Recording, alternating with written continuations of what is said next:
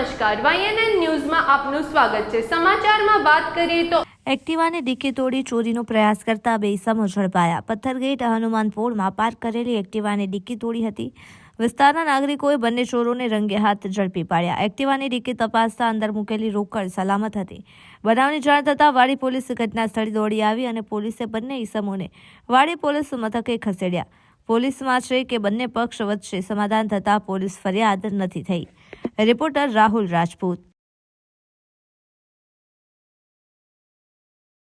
ચોરોને રંગે હાથે પકડ્યા છે, કેવી રીતે ઘટના બની, તમને કેવી રીતે જાણ થઈ?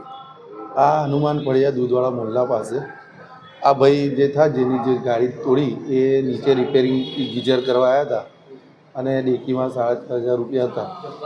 એ કંઈ આગળ ગીઝર નહીં લીધું હોય તો ડેકીમાં પૈસા મૂક્યા। તો મારું સામું ઘર પાસે જ મારું ઘર જ છે, તે બેસેલો હતો।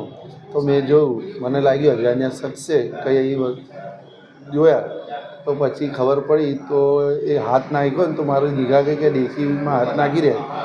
પછી આ ભાઈ આવ્યા તરત, તો મેં કીધું તમારી ગાડી? તો કે હા મારી ગાડી। મેં કીધું જો તમારી કોઈ વસ્તુ ગઈ છે? તો કે નહીં આગળ નહીં જઈ। તો તમારી ડેકી ખોલો, તો ડેકી જોઈ તો તૂટેલી ડેકી હતી અને એ જે પૈસા એવા જ હતા એ વસ્તુ ખાલી ડેકી તોડી એટલે ચોરી કરતાં બચી, એમની વસ્તુ ગઈ નહીં। પછી તમે પોલીસ બોલાવી? પોલીસ લઈ ગઈ એમને વાડી પોલીસ સ્ટેશન। બરાબર, ચોર કોણ છે? એ નહીં ખબર, એ ના નહીં, એ નહીં ખબર, એ મને નહીં ખબર કઈ ના છે, એ નહીં ખબર, નામ બામ પણ નહીં ખબર। તે ગાડી એક્ટિવા લઈને આ નંબર પ્લેટ આગળની નથી એમ। શું નામ તમારું? ઇનાયત દૂધવાળા।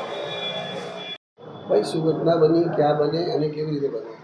પથ્થરગેટ સાયકલ માર્કેટ છે એ બાજુ મેં ગીઝર રિપેરિંગ કરવા આપેલું આરકે ઇલેક્ટ્રિકની સામે। તો ત્યારે મેં મારા પર્સમાં 3-4 હજાર રૂપિયા હતા, એ પૈસા ડિક્કીમાં મેં નાખી દીધા।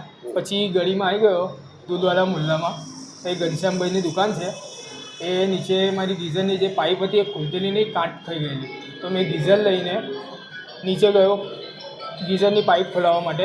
ત્યારે આ બે જણા આવ્યા તો બીજા ભાઈએ જોયું કે મારી ગાડીની ડિક્કી તોડતેલા, એટલે ગાડી પછી મેં ઉપર આવ્યો તો પેલા ભાઈએ કીધું આ તારી ગાડી છે? મેં કીધું હા મારી ગાડી છે।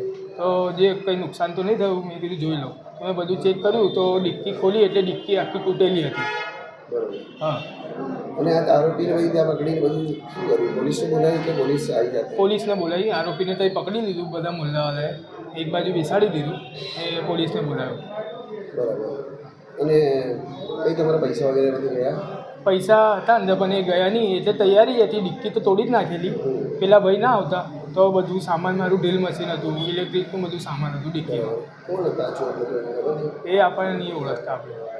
અત્યારે ક્યાં છો તમે? અત્યારે ક્યાં આવ્યા છો? અહીં વાડી પોલીસ છોડી। શું નામ તમારું? Ashraf Mirza. Subscribe now and press the bell icon. Never miss an update.